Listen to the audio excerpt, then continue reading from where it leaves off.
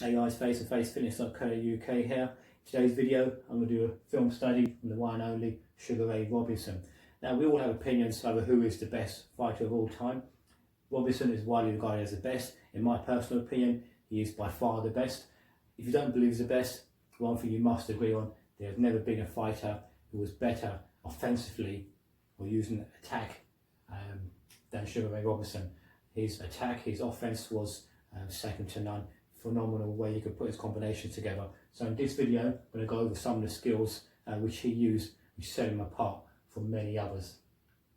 Okay, so the fight we'll be looking at today is Sugar Ray Robinson versus Jake LaMotta. This was a sixth meeting between the pair, and this was Robinson moving up from welterweight to middleweight to challenge for LaMotta's world title. Okay, so let's get this video running.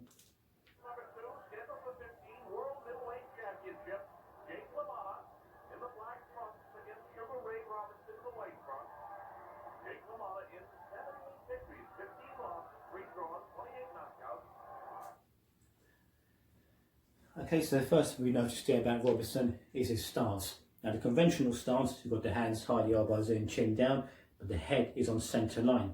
With Robinson, what we see Robinson, his backhand now goes under that chin, his lead hand comes low, and his head is now off centre line. So unlike the conventional guard, Robinson is in this position. What of course that means is if you throw your backhand, you have much further to travel than the conventional stance. Okay, so now Robinson in this position, making it a lot harder for you to land that backhand. And of course what it also means is when you throw your jab, Robinson can catch that jab here and counter back. It also means that if you counter his jab with his hand here, he's going to catch your jab as well. Okay, so first difference we see Robinson utilised was the stance. Okay, so let's see Robinson in round 3 here. Look how he throws that right hook. We'll throw another one. Look at that. Okay, so we notice with Robinson how he throws his right hook. Generally, when you throw a right hook, you're coming round, that palm is still facing you. The way Robinson would throw it, he would turn his hand in, so his knuckles, he's aiming to get those first 2 knuckles into your body. He's really trying to dig it in and cause extra pain for you there. So it's very different to the right hook with the palm facing you. Robinson would turn his hand in, get those knuckles digging into you. Okay guys, when I watched this sequence in the fight, something Robinson did, I believe, better than anyone else. Now this is the first tempo. Let's see what's going on here. So Robinson just touching him with the jab.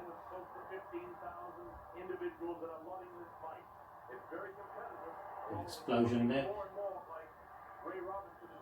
We'll continue this. Watch the tempo changes. So Robinson just boxing normally now. And then you see the tempo change. Okay, so when you're boxing, you don't always want to be fighting at the same speed, throwing the punches at the same speed or with the same sort of power. You want to change the tempo, because if you don't, your opponent will quickly find out, will quickly gather the pace the way you're fighting, gather your tempo, then they'll be able to counter your punches a lot easier. What Robinson did, he would change tempo. So he would, if you saw there, he was throwing his jabs at a normal pace, just letting LaMotta sort of get comfortable picking those off and getting and fighting back. All of a sudden, he would then explode with a high-paced tempo, high-paced combination. Okay, so then that would change the tempo, keeps your opponent off guard. If your opponent doesn't know your tempo, how you're going to be fighting, what speed you'll be fighting, the speed of your punches, it's very difficult for them to pin you down. So Robinson's the best I've seen at going at his normal pace. I don't want to say a slow pace, but going at his normal pace, just letting you get comfortable, and also he would explode with a 4, 5, 6 punch combination. So tempo changes, very important to your game. Okay, something else we'll see from Robinson, which he did very well. Let him get started in this round 12. Okay, so just one of the things Robinson did very well, he always did, was doubling up on his punches. So you've already seen him throw a couple of right hands, one after the other.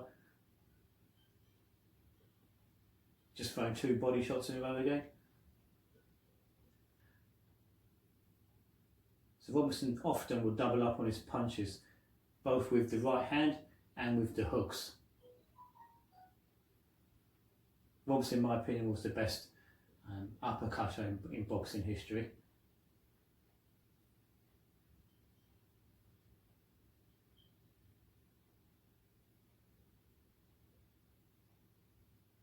And that uppercut. There's that right hook to the body again, and he doubled that right hook to the body.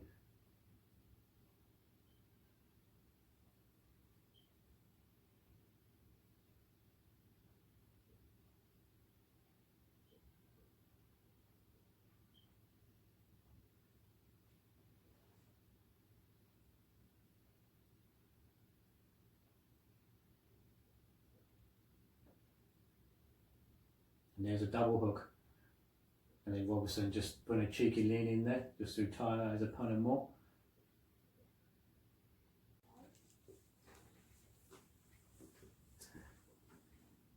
Okay, just seen that there. One of the things I noticed about Sugar Robertson is that he loved throwing the uppercut off the jab. Just seen it again there. I don't see many boxers using the jab uppercut combo. Robertson, as I said in the previous point, again he throws the jab uppercut. Robertson, I don't think I've ever seen anyone better at using the uppercuts than Robertson. In fact, one of the videos I made was looking at how Robertson used the uppercut. You can probably see in my YouTube channel. Okay, so the jab uppercut, the extensive use of the uppercut, is something Robertson did more than other fighters. Again, I suppose having his lead hand and his right hand in that position as well. His right hand in that position almost aided that uppercut. But I'm not going to claim to know why he threw that jab uppercut so often, but he was very, very good at doing it. It also creates a lot of indecision, I suppose. When you've got a right hand, you can throw. Robertson would have has a great right cross. He has a great right hook to the body, which you saw there. He has a great right uppercut. So that can create indecision in your opponent's mind and which punches come with that right hand. There's that uppercut again. Phenomenal way he would use the uppercut. I haven't seen anyone use the uppercut the way Robertson did. And then again, he gets through. Just amazing fighter. Okay guys, something else Robertson was always doing was that he was favouring the inside slip. So we'll see here how he's fighting here against the Dutch champion. So Robertson was always coming inside. Again, we see examples of more doubling up punches. In that case, I think he may have thrown a triple hook to the body and to the head. Again, it's an amazing display of skills. So Robertson was always favouring the inside slip in his punches because he was an attacking fighter. Rather than slipping out, he was coming in, staying close to the fighter. And also perhaps because he had such a great left hand, the inside slip kept him close to his opponent within attacking range as opposed to going out.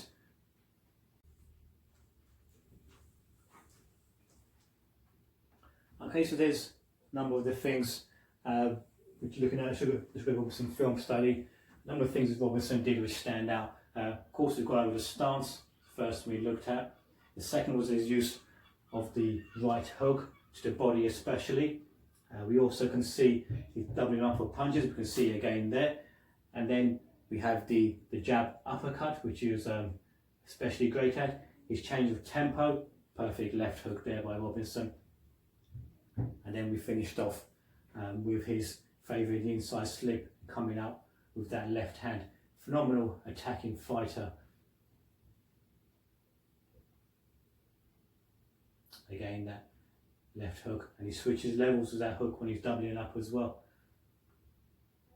Bear in mind, a lot of these highlights actually from Robertson when he's past his prime. He was at his best as a welterweight, which he only lost one fight in almost 130 fights at welterweight.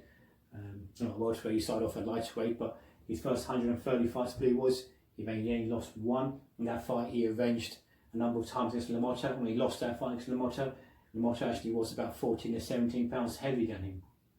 Okay, so that's the film study on Sugar Robertson. Hope you guys took a lot out of that. Maybe you can try and incorporate some of those tactics into your own game. Till next time, take care guys, and thanks for watching.